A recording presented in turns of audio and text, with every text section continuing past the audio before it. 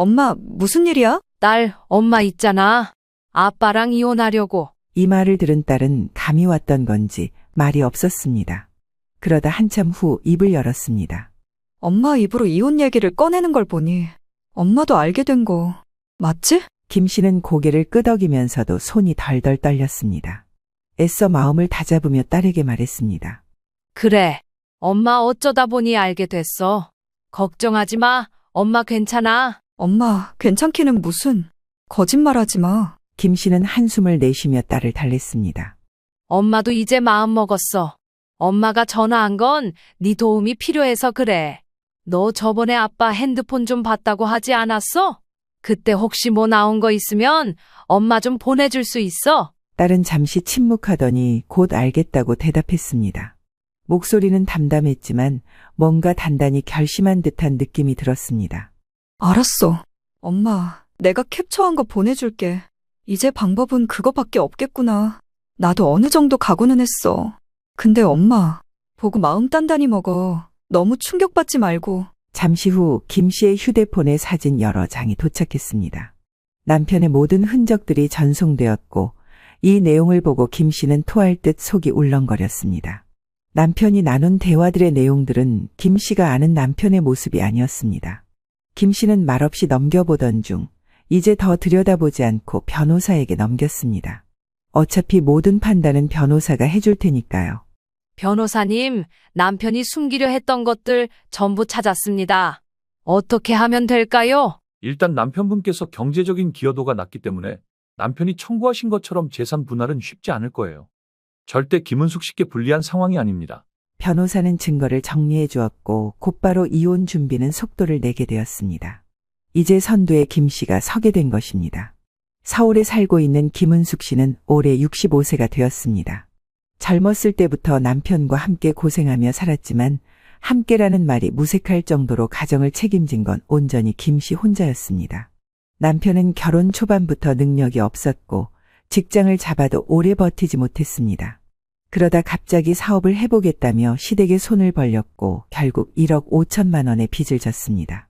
남편이 무언가를 제대로 끝까지 해낸 적이 없었는데 예상대로 얼마 못 가 망했고 빚을 갚아야 한다는 부담 속에서 남편은 또다시 손을 뻗었습니다. 이번에는 주식이었습니다. 김 씨에게는 말도 하지 않은 채 빚을 갚겠다는 명목으로 투자에 손을 댔지만 결과는 참담했습니다. 빚은 줄어들기는커녕 더욱 커졌고 김 씨는 그때부터 맞벌이에 나설 수밖에 없었습니다. 김 씨는 부동산 중개업소에서 일하기 시작했습니다.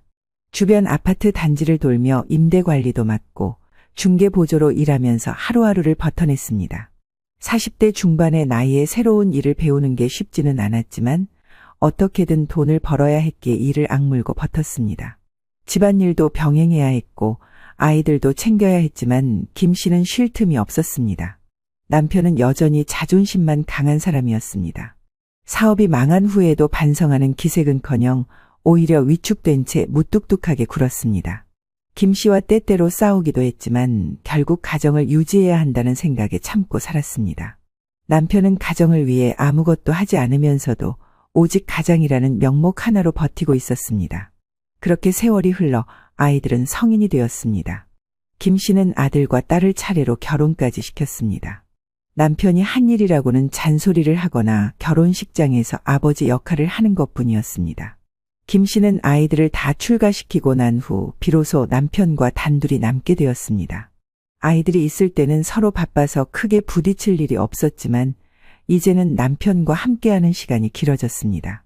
퇴직한 이후 남편은 집에 있는 시간이 줄어들었습니다. 처음에는 친구들을 만나러 나간다고 했지만 시간이 지나도 일정한 패턴 없이 불규칙하게 늦게 들어왔습니다. 김 씨는 남편이 어디서 무엇을 하는지 궁금했지만 한편으로는 남편에게 신경 쓰고 싶지 않았습니다. 솔직히 젊었을 때부터 남편이 하는 일마다 실망만 해왔기 때문에 더 이상 기대할 것도 없었습니다. 이제라도 조금 여유를 즐기고 싶었고 오랜만에 친구들도 만나고 여행도 가고 싶었습니다. 남편이 어디서 뭘 하든 그저 신경 쓰지 않으면 된다고 생각했습니다. 그러나 김 씨는 곧 남편의 진짜 모습을 마주하게 될 거라는 사실을 그때는 알지 못했습니다. 딱히 대화가 없던 두 사람은 그래도 주말이면 한뜻이 되어 부지런히 움직였습니다. 주말이면 아들, 딸이 손주를 데리고 집에 찾아오곤 했는데 그때만큼은 남편이 말이 많아졌습니다. 특히 딸이 낳은 손녀를 유독 예뻐했습니다. 손녀가 아장아장 걸어다니며 할아버지를 부르면 무뚝뚝한 얼굴도 한순간에 풀어지며 품에 안아 올리곤 했습니다. 할아버지 안아줘. 안아달라고. 오냐, 이 녀석 나를 많이 닮았다니까. 김 씨는 그런 모습을 보면서도 조금은 씁쓸했습니다. 자식들에게는 그렇게 애정을 표현한 적이 없던 남편이었기에 이제 와서 손주를 챙기는 모습이 어색하기도 했습니다. 하지만 손주들이 돌아가고 나면 다시 집안은 조용해졌습니다. 남편은 평소 말수가 적었고 김 씨와 단둘이 있을 때는 대화가 거의 없었습니다. 밥을 먹을 때도 각자 알아서 차려 먹었고 남편은 김 씨가 음식을 해주면 조용히 먹고 안 해주면 그냥 밖에서 사 먹거나 라면으로 때웠습니다. 퇴직 후엔 부부가 더 붙어 지내는 게 일반적일지 모르겠지만 오히려 남편과의 거리는 점점 더 멀어지는 듯했습니다. 김 씨는 남편이 혼자 있는 걸 좋아하는 성격이라 생각하며 크게 신경 쓰지 않았습니다. 자신도 부동산 일을 계속하고 있었기에 바빴고 남편과 굳이 시간을 보내야 할 필요성을 느끼지 못했습니다. 남편은 아침에 나가면 오후 늦게나 저녁이 되어서야 집에 들어왔습니다. 처음엔 퇴직 후 무료해서 그런가 보다 했지만 점점 늦어지는 시간이 길어졌습니다. 어디 갔다 와? 그냥 좀 바람 쐬고 왔어. 남편은 딱히 설명하려 하지 않았습니다. 김 씨는 별로 궁금하지도 않았습니다. 각자 삶이 있었고 남편이 어디에서 무엇을 하는지는 관심 밖이었습니다. 남편은 TV를 틀어놓고 멍하니 앉아 있거나 휴대폰을 만지작거릴 뿐이었습니다. 그러던 어느 날 김 씨는 남편의 행동이 심상치 않다는 것을 느꼈습니다. 평소처럼 저녁 늦게 들어온 남편이 어딘가 불안한 기색을 보였습니다. 식탁에 앉아 국을 뜨던 남편이 뜬금없이 말을 꺼냈습니다. 우리 이제 각자 살면 어떨까? 김 씨는 잠시 젓가락을 내려놓고 남편을 바라보았습니다. 뭐라고? 남편은 김 씨의 눈을 피하며 조용히 덧붙였습니다. 나도 이제 내 인생을 좀 살아보고 싶어. 김 씨는 그제야 남편의 변화가 단순한 생활 패턴의 변화가 아니라는 것을 깨달았습니다. 뭐? 남편은 무덤덤한 표정으로 다시 말했습니다. 우리 황혼이혼. 그거 좀 생각해보자. 김 씨는 순간 말문이 막혔습니다. 남편은 태연하게 앉아서 마치 오래전부터 계획이라도 한 듯 덤덤한 목소리로 말을 이었습니다. 당신도 알다시피 내가 젊었을 때 주식 투자 망하고 뭐 그렇다고 도박한 것도 아니고 사고만 친 것도 아니잖아. 그냥 이제 각자 살자. 다들 그렇게들 살더라. 김 씨는 황당했습니다. 그래? 자유롭게 살고 싶다고. 그럼 내가 당신 사고 쳤을 때 빚 갚아주고 뒷수습하느라 내 인생을 바친 건 뭐야? 남편은 잠시 말을 멈추더니 한숨을 쉬며 말했습니다. 그건 뭐 그때는 어쩔 수 없었잖아. 솔직히 나도 그동안 조용히 돈 벌면서 살았잖아. 너무 얽매이고 사는 것도 별로야. 나 이제 자유롭게 살고 싶어. 당신이 말하는 자유가 뭔데? 그냥 이제 나 혼자만의 시간을 좀 갖고 싶다는 거지. 너무 부부라는 틀 안에서 서로 묶여 있는 게 답답해. 재산은 어떻게 하려고? 김 씨는 단도직입적으로 물었습니다. 남편은 마치 기다렸다는 듯이 답했습니다. 재산 분할해야지. 반은 내 거야. 그 말에 김 씨는 정말 눈앞이 캄캄해졌습니다. 당신 정말 미쳤어? 법적으로 원래 그래. 그리고 난 지방 내려가서 좀 쉬면서 살 거야. 나는 당신 사고 수습하며 인생을 갈아 넣었는데 뭐?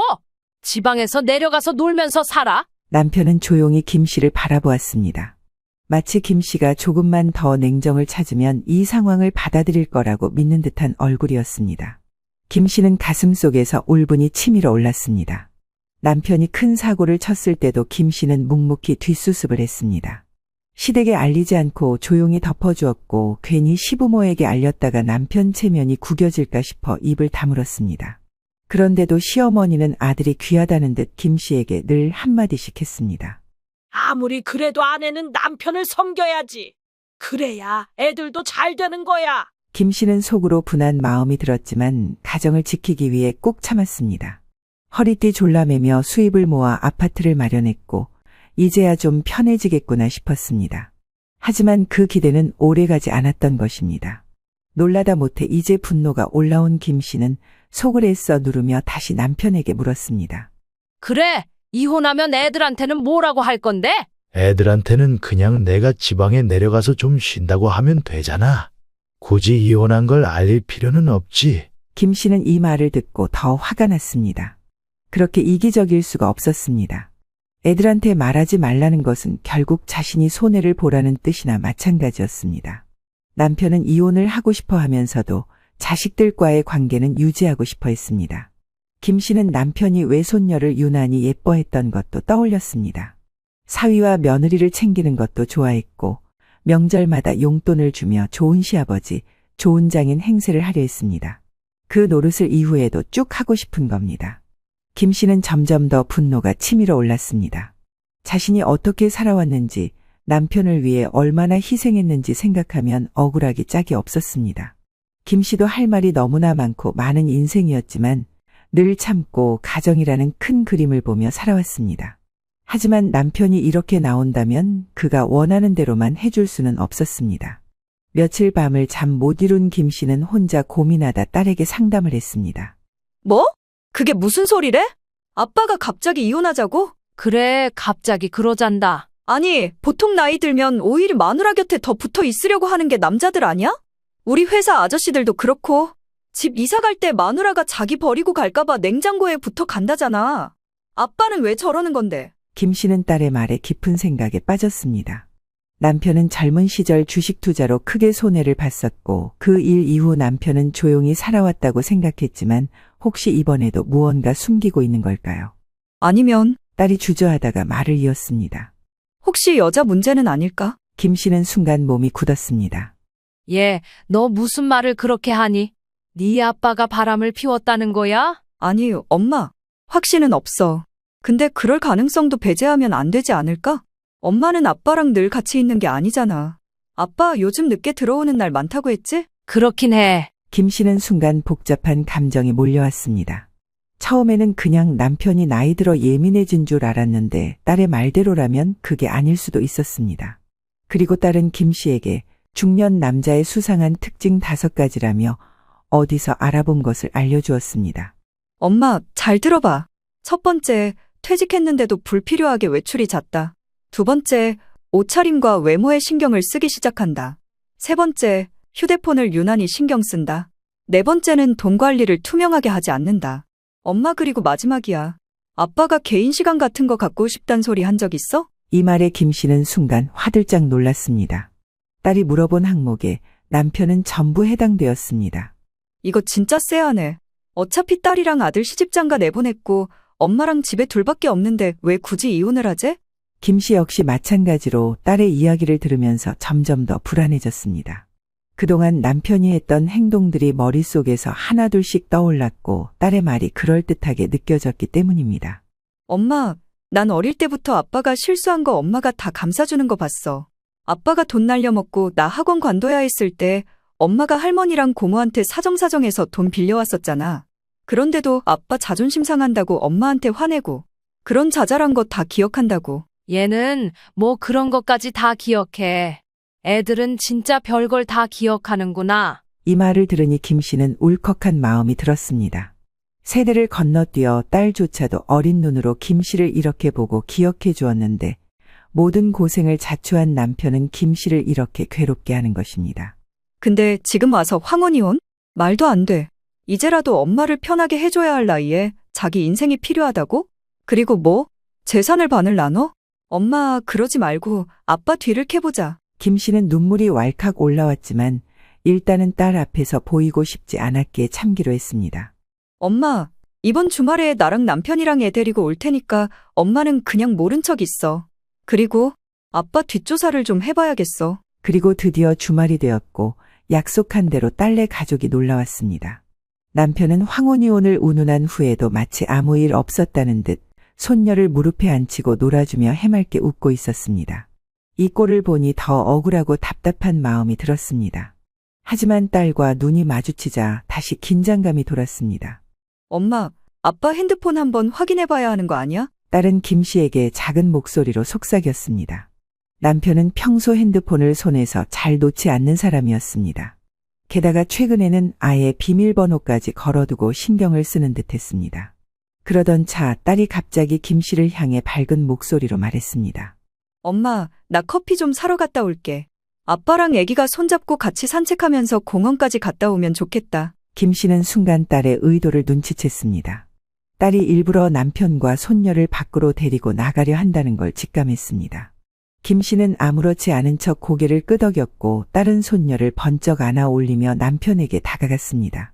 아빠, 애기가 할아버지랑 밖에서 놀고 싶대. 같이 공원까지 커피 사러 가자. 남편은 별 의심 없이 딸과 손녀의 손을 잡고 집을 나섰습니다. 김 씨는 남편의 뒷모습을 보며 가슴이 두근거렸습니다. 딸이 대체 무슨 계획을 세운 건지 궁금했습니다. 그렇게 하루가 흘러갔고 그 다음 날인 월요일 아침 김 씨가 식사 준비를 하고 있을 때 딸에게서 전화가 걸려왔습니다. 엄마, 나 어제 진짜 아빠 핸드폰 훑어보느라 너무 심장이 떨렸어. 김 씨는 순간 젓가락을 떨어뜨릴 뻔했습니다. 뭐? 안 그래도 그러려고 간 것 같더라니.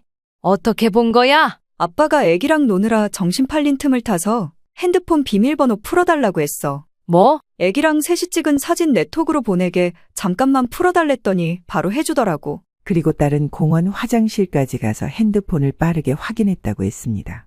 엄마, 이제 내 얘기 잘 들어. 딸의 목소리는 긴장으로 가득 차 있었습니다. 김 씨는 침을 꿀꺽 삼켰습니다. 도대체 무슨 일이야? 김 씨는 두 손을 꼭 쥐고 숨을 들이마셨습니다. 딸도 한참 뜸을 들이더니 대략 5초쯤 지났을까 늦게 입을 열었습니다. 아빠 말이야, 예전 회사 동료 아저씨랑 계속 연락하고 있더라. 그냥 별 얘기는 없고 아빠도 주변에 친구 하나 없으니 밖에서 만날 사람이 필요했나 봐. 내가 너무 과민했어. 뭐야? 그런데 이렇게 뜸을 들여. 엄마 진짜 심장이 내려앉는 줄 알았잖아. 김 씨는 입을 열고 한숨을 푹 내쉬었습니다. 진짜 심장이 쿵쾅거리는 소리가 귀에 들리는 듯했습니다. 그래도 다행이라 생각했습니다. 잠깐 떠올렸을 때 끔찍하게 여겨졌던 현실이 실제가 아니고 단순 의심으로 끝나게 되었으니까요. 딸은 이제 분위기를 풀어보겠다며 가족 여행을 제안했습니다. 엄마, 아빠가 요즘 너무 자기만의 시간을 보내려고 해서 더 그런 거 아닐까? 우리 가족끼리 여행 한번 다녀오자. 강원도 쪽으로 가서 바람도 쐬고 손녀랑 좋은 시간도 보내고. 김 씨도 그 말이 맞다고 생각했습니다. 남편은 딸과 손녀에게는 유독 약한 모습을 보였기 때문에 딸의 말처럼 단순히 노후에 오는 우울증 정도일 경우 어느 정도 가능성이 있어 보였습니다. 다 같이 가족 여행을 가면 그나마 다시 가족에게 마음을 붙이지 않을까 싶었던 겁니다. 그렇게 김 씨는 남편과 딸, 손녀까지 넷이서 강원도로 떠났습니다. 숙소는 한적한 펜션이었고 공기도 맑고 경치도 좋아 분위기는 괜찮았습니다. 도착한 첫날 저녁 다 함께 고기를 구워 먹고 웃으며 시간을 보냈습니다. 김 씨는 그 순간이 꽤나 오랜만에 느껴지는 가족의 행복한 시간이라 여겼습니다. 김 씨는 손녀를 재우고 먼저 잠자리에 들었습니다.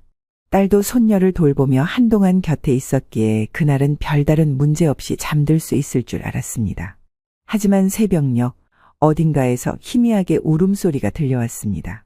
처음에는 손녀가 우는 줄 알고 잠결에 뒤척였지만 뭔가 이상했습니다. 손녀가 내는 울음소리가 아니었습니다. 저게 뭐지? 김 씨는 조심스럽게 눈을 떴습니다. 창문 너머로 보이는 펜션 마당 그리고 그 앞쪽 강가 근처에서 실랑이를 벌이는 두 사람의 모습이 보였습니다. 새벽바람이 제법 차가운데도 얇은 옷을 입고 서 있는 딸과 남편이었습니다. 딸이 울먹이며 남편에게 소리를 치고 있었고 남편은 그런 딸을 진정시키려는 듯 애매한 태도를 보이며 고개를 숙이고 있었습니다. 김 씨는 순간 가슴이 철렁 내려앉았습니다. 무슨 일이 벌어지고 있는지 확인해야겠다는 생각에 황급히 몸을 일으켜 조심스레 밖으로 나갔습니다. 그리고 가까이 다가갈수록 공기를 가르며 찢어지는 딸의 목소리가 선명하게 들렸습니다. 의미가 김 씨의 귀에 정확히 전달되며 김 씨는 그 자리에서 심장이 멈춘 듯한 기분이 들었습니다. 아빠, 어떻게 엄마 두고 그럴 수가 있어? 그 아줌마, 이제 50대라며. 그 아줌마랑 10년 넘게 만난 거지? 아빠, 나는 진짜 아빠 용서 못해. 이게 무슨 말인지 50대 아줌마라는 말이며 10년이라니 귀로 듣고도 도통 알아들을 수 없었습니다. 분명 여기 오기 전에 딸은 아빠로부터 조금의 흠도 없었다고 했는데 그 말이 거짓이었다는 걸 깨닫는 순간이었습니다. 이 와중에 남편은 당황한 듯 딸을 달래려 했지만 딸은 이미 흥분한 상태였습니다. 이 녀석이 너 어디서 그런 얘기를 알게 된 거야? 네 엄마가 너한테 그런 얘기까지 한 거야. 남편의 목소리에는 짜증이 묻어 있었습니다. 딸은 이를 악물고 소리쳤습니다. 아빠! 엄마는 이 사실 알지도 못해. 엄마가 뭘 알겠어. 내가 아빠 핸드폰 들여다보고 이 사실 알았어. 아빠가 이전 회사 아줌마랑 10년간 애인으로 지내고 있고 퇴직금까지 다 넘겨줬던 거. 그 아줌마랑 여기 어디 내려와서 살려고 했던 거잖아. 김 씨는 그 자리에서 그대로 얼어붙었습니다. 퇴직금을 넘겨줬다고? 남편은 깊은 한숨을 내쉬며 하늘을 바라보았습니다. 이 녀석아, 좀 진정 좀 해봐. 하지만 딸은 울며 고개를 저었습니다. 내가 진정하게 생겼어? 아빠 어떻게 엄마한테 그래? 나는 일부러 아빠 바꿔보려고 엄마랑 애기까지 여기로 온 거야. 아빠가 조금은 찔리고 죄책감 느끼라고. 그런데도 지금 이 밤에 그 아줌마한테 전화하려고 몰래 나온 거야? 김 씨는 가슴이 미어지는 느낌이었습니다. 딸은 이미 모든 사실을 알고 있었습니다. 하지만 엄마를 실망시키고 싶지 않아서 아빠를 바꿀 수 있을 거라고 생각해서 일부러 아무렇지 않은 척하며 여행을 계획했던 것이었습니다. 얘가 지 엄마가 알면 충격받을까봐 엄마 모르게 하려고 그랬구나. 김 씨는 아찔하고 차가운 현실 앞에 지금 귀로 전해들은 내용을 받아들일 수밖에 없었습니다. 그간 바쁘게 살아오느라 몰랐을 뿐 남편은 이미 10년 전부터 다른 여자와 관계를 맺고 있었고 퇴직금까지 건네주며 그 여자를 책임지려 했습니다. 그리고 이제 와서 김 씨에게는 황혼이혼을 요구하고 조용히 각자 살자고 했던 것이었습니다. 배우자인 나뿐만 아니라 자식까지 속이고 심지어 손녀까지 있는 여행지에서도 여자한테 연락해서 연애 노름을 하려고 했던 사람이라니. 내가 알던 남편이 맞는 건가? 김 씨는 믿을 수 없다는 듯이 남편을 바라보았습니다. 그간의 세월이 떠올랐습니다. 남편이 돈을 잃고 힘들어할 때도 시댁에서 아들만 챙길 때도 혼자서 아들, 딸을 키워내며 악착같이 살아왔던 지난날이 주마등처럼 스쳐갔습니다. 그런데 그 결말이 고작 이거였나. 김 씨는 순간 울컥하는 감정을 억누르며 이를 꽉 깨물었습니다. 그 순간 김 씨는 결심했습니다. 더는 가만히 있지 않겠다고. 이 남자가 원하는 대로 조용히 이혼해주고 모른 척 넘어가 주는 일 따위는 없을 거라고. 김 씨는 억지로 울음을 삼켰습니다. 남편과 딸이 자신을 볼까봐 감정을 들키고 싶지 않았습니다. 몇 번이고 올라오는 울음을 참고 조용히 한숨을 내쉰 뒤 다시 펜션 안으로 들어갔습니다. 화장실로 가 거울을 보니 붉어진 눈가가 그대로 남아 있었습니다. 김 씨는 찬물을 틀어 얼굴을 씻어냈습니다. 눈가를 몇 번이고 문지르며 최대한 흔적을 지우려 했습니다. 괜찮아. 나는 괜찮아. 김 씨는 스스로에게 속삭였습니다. 다시 자는 척 침대에 누웠습니다. 가슴이 먹먹했지만 더 이상 소리내어 울 수는 없었습니다. 몇 번이고 울음이 올라왔지만 이를 악물고 참았습니다. 아까 보았던 딸의 울부짖음이 머릿속에서 떠나지 않았습니다. 남편을 향한 배신감과 상처가 점점 커졌지만 김 씨는 어떻게든 눌러보려 했었습니다. 몸을 웅크린 채 이대로 밤이 지나가기만을 바랐습니다. 그렇게 뜬 눈으로 밤을 지샌 김 씨는 새벽이 되자 조용히 일어났습니다. 잠든 손녀와 딸, 남편을 바라보며 한숨을 삼켰습니다. 마음 한구석이 무너지는 것 같았지만 그 감정을 드러낼 수 없었습니다. 평소처럼 아침을 준비해야 했습니다. 김 씨는 묵묵히 부엌으로 가 밥을 차렸습니다. 계란 프라이를 부치고 국을 데우고 반찬을 정리했습니다. 손녀가 좋아하는 과일도 깎아두었습니다. 아침 식사 시간이 되자 딸과 남편도 일어났습니다. 두 사람은 어색한 기색을 숨기려는 듯 조용히 식사를 했습니다. 김 씨도 아무렇지 않은 척 수저를 들었지만 속은 텅 빈 것 같았습니다. 남편은 눈을 마주치지 않은 채 국을 떠먹었고 딸도 조용히 밥을 삼켰습니다. 전날 새벽에 일은 아무도 입에 올리지 않았습니다. 펜션에서 나와 차에 올랐습니다. 돌아가는 길, 차 안은 조용했습니다. 유일하게 소리를 내는 것은 이제 막 수다를 시작한 손녀뿐이었습니다. 손녀의 맑은 목소리가 울려 퍼졌지만 김 씨는 아무런 감정도 느껴지지 않았습니다. 운전하는 남편 옆자리에 앉아 김 씨는 애써 눈을 감았습니다. 속으로는 여러 가지 감정이 소용돌이쳤지만 겉으로는 마치 잠든 듯 조용히 있었습니다. 몇 시간을 달려 서울에 도착했습니다. 딸의 집 앞에서 차를 세우자 딸은 손녀를 안고 조용히 내렸습니다.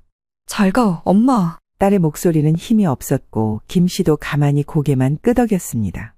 차가 다시 출발했고 김 씨와 남편은 말없이 집으로 돌아왔습니다. 문을 열고 집 안으로 들어서는 순간 김 씨는 깊은 숨을 들이쉬었습니다. 모든 것이 그대로였지만 자신의 마음만 달라진 것 같았습니다. 그날 밤 김 씨는 조용히 한 가지 준비를 시작했습니다. 이제는 모든 것을 제자리로 돌려놓아야 한다고 다짐했습니다. 다음 날 김 씨는 변호사를 찾아갔습니다. 처음에는 남편이 갑자기 황혼이혼을 요구하는 것이 황당하고 어이가 없었지만 재산 분할까지 언급하며 자신의 몫을 주장하는 모습에 더 이상 가만히 있을 수 없었습니다. 변호사는 김 씨의 이야기를 차분히 들은 후 조용히 고개를 끄덕였습니다. 남편분이 경제적으로 기여한 부분이 크지 않다면 재산 분할에서 김 씨에게 훨씬 유리할 겁니다. 하지만 남편이 억지를 부린다면 소송으로 갈 가능성도 있습니다. 그런데 남편분이 갑자기 이혼을 요구하는 이유가 분명히 있을 겁니다. 혹시 최근에 행동이 달라지거나 수상한 점이 있었나요? 변호사의 질문에 최근 알게 된 사실을 에둘러 털어놓았습니다. 변호사는 증거를 확보에 대해 크게 강조했습니다. 그래야만 재산 분할에서 훨씬 유리한 입장에 설 수 있다고 설명한 것입니다. 집으로 돌아온 김 씨는 한참을 고민했습니다. 그러다 결국 딸에게 전화를 걸었습니다. 되도록 딸에게 말하지 않고 해결을 하고 싶었으나 사실 이미 딸도 알고 있는 내용이었고 현실을 부정할 순 없었습니다. 남편도 마음으로 이혼을 확정했고 어떻게든 최대한 딸과 이 사실을 모르는 아들까지 자식들에겐 크게 피해가지 않은 상태로 재산을 제대로 지키고 싶었습니다. 엄마, 무슨 일이야? 딸, 엄마 있잖아. 아빠랑 이혼하려고. 이 말을 들은 딸은 감이 왔던 건지 말이 없었습니다. 그러다 한참 후 입을 열었습니다. 엄마 입으로 이혼 얘기를 꺼내는 걸 보니 엄마도 알게 된 거 맞지? 김 씨는 고개를 끄덕이면서도 손이 덜덜 떨렸습니다. 애써 마음을 다잡으며 딸에게 말했습니다. 그래. 엄마 어쩌다 보니 알게 됐어. 걱정하지 마. 엄마 괜찮아. 엄마, 괜찮기는 무슨. 거짓말하지 마. 김 씨는 한숨을 내쉬며 딸을 달랬습니다. 엄마도 이제 마음 먹었어. 엄마가 전화한 건 네 도움이 필요해서 그래. 엄마랑 아빠 잘 정리할 수 있도록 도와줘. 너 저번에 아빠 핸드폰 좀 봤다고 하지 않았어? 그때 혹시 뭐 나온 거 있으면 엄마 좀 보내줄 수 있어? 딸은 잠시 침묵하더니 곧 알겠다고 대답했습니다. 목소리는 담담했지만 뭔가 단단히 결심한 듯한 느낌이 들었습니다. 알았어. 엄마, 내가 캡처한 거 보내줄게. 이제 방법은 그거밖에 없겠구나. 일단은 아빠가 나중에 딴소리 못하게 확실한 증거도 정리해서 줄게. 근데 엄마, 보고 마음 단단히 먹어. 너무 충격받지 말고. 잠시 후 김 씨의 휴대폰에 사진 여러 장이 도착했습니다. 남편이 한 여자와 나눈 다정한 메시지 그리고 몇 차례에 걸쳐 송금한 내역이 고스란히 남아 있었습니다. 그나마 다행히 함께 찍은 사진은 없었지만 메시지만 봐도 김 씨는 정신줄을 온전히 잡고 있기 힘들었습니다. 내 남편이 도무지 남편 같게 느껴지지 않았기 때문입니다. 이 남자는 김 씨의 곁에서 늙어가며 노후를 맞이할 생각이 없었습니다. 당장 만난 지 한 달 된 여자라도 배신감이 들 판에 10년이 돼가는 기간 동안 회사 동료라는 노처녀 50대 여자와 만나왔던 겁니다.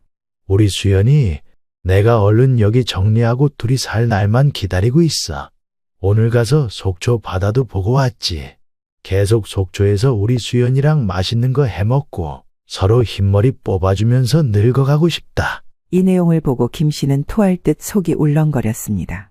본인보다 10살 가까이 어린 여자한테 이런 말을 하고 싶을까? 그 장단을 맞춰주고 같이 놀고 있는 저 여자도 말할 수 없이 혐오스러웠지만 김 씨는 더 들여다보지 않고 변호사에게 넘겼습니다. 어차피 모든 판단은 변호사가 해줄 테니까요. 그날 밤 김 씨는 변호사에게 전화를 걸었습니다. 변호사님, 남편이 숨기려 했던 것들 전부 찾았습니다. 어떻게 하면 될까요? 변호사는 증거를 정리해 주었고 곧바로 이혼 준비는 속도를 내게 되었습니다. 이제 선두에 김 씨가 서게 된 것입니다. 김 씨의 남편은 평온하게 이혼 준비를 하며 수연인가 뭔가 하는 여자와의 속초에서의 인생만 꿈꾸며 별세계에 있다가 돌연 월요일 아침 자기 앞에 날아든 이혼 서류를 보고 눈이 찢어질 듯 커졌습니다. 이게 뭐야? 이혼 서류? 이 파일들은 뭐야? 웬 종이들이 이렇게 많아? 당신이 이혼하자며 나보고 준비하라지 않았어? 같이 확인해봐. 근데 잠깐, 이게 뭐야? 왜 이렇게 엉터리야? 남편은 눈앞에 보이는 청구서들과 서류를 보더니 점점 인상을 찡그리며 사납게 말을 했습니다. 이야, 이게 뭐야? 이 숫자가 지금 말이 돼? 내가 가져갈 게 한 푼도 없다고. 변호사랑 상담한 거야. 그 밑에 자료들 좀 보고. 이미 수연이가 다 가져간 거 아니야? 남편의 상간녀인 수연이의 이름이 김씨 입에서 나오자 남편은 순간적으로 눈을 부릅뜨고 김씨를 쳐다보았습니다. 딸이 알고 있는데 마누라인 김씨가 모를 리가 없을 텐데 새삼 매우 놀라고 온몸에 전율이 일어난 표정이었습니다. 당신이 가져갈 게 뭐가 있어? 애들 어릴 때 사업이며 주식 투자 실패해서 빚졌을 때 내가 이래서 시댁에 2억 가까이 갚았지. 당신 퇴직금 2억 받아온 거 애들 결혼시키면서 다 주기 힘들다며 노후 준비한다면서 1억만 내놨지. 그래서 나도 내 돈 1억 보태서 애들 대줬잖아. 남편은 마른 침을 꼴깍 삼키면서 김씨를 노려보았습니다. 지금 사는 아파트도 내가 빌라 살던 시절 부동산 다니며 관리해서 겨우겨우 여기 대출받아 5억에 샀고 지금 12억으로 올랐지. 이거 뚝 잘라서 6억 챙겨다가 수연이랑 잘 먹고 잘 살려고 했지. 아니, 잠깐만. 당신 그 얘기는 그만 좀 하고 집은 나도 보탰잖아. 내가 대출 3억 받고 친정에서 1억 빌려올 때 당신은 돈 없다고 5천만 원만 줬고 나머지 대출도 흐지부지 안 갚았잖아. 내가 진짜 별 피라미 같은 인간을 먹여 살리고 키우고 있었어? 이혼 준비하면서 이제 현실 파악이 되더라. 남편도 이제 현실 파악이 되었던지 온몸이 부들부들 떨리고 있었고 김씨는 남편의 눈을 쳐다보지도 않고 말했습니다. 당신이 가져갈 몫은 없어. 행여냐 결혼 생활 유지한 거 엉덩이 붙이고 버틴 걸로 집값 나눠달라는 생각은 꿈도 꾸지 마. 수연이한테 준 돈도 지금 나는 다 받아내려고 계산기 두드리고 있거든. 사실 딸이 김씨에게 건네준 증거 자료를 보니 정말 가관도 이런 가관도 없었습니다. 남편은 그동안 생활비를 몰래 빼돌려 상간녀에게 50만 원에서 100만 원 정도씩 용돈도 줬고 퇴직금도 그렇게 아끼고 아끼더니 1억을 들여서 지방에 살만한 공간을 알아보고 있던 겁니다. 그 모든 자료들을 복사해서 남편 앞에 던져버리니 남편은 입술을 바들바들 떨며 아무런 대꾸도 하지 못했습니다. 김 씨는 이 모든 증거를 바탕으로 위자료와 재산 분할을 요구했고 법정에서 남편은 필사적으로 저항했습니다. 와, 진짜 단 한 푼도 안 주고 내쫓겠다고 아주 작정을 했구나. 사람을 완전히 뭐 하나도 걸치지 못하게 하고 내쫓으려고 하네. 누가 보면 내가 외도 저지르고 당신 내쫓는 줄 알겠어. 말 좀 가려서 똑바로 해. 김 씨는 냉정하게 서류를 내밀었습니다. 사인해.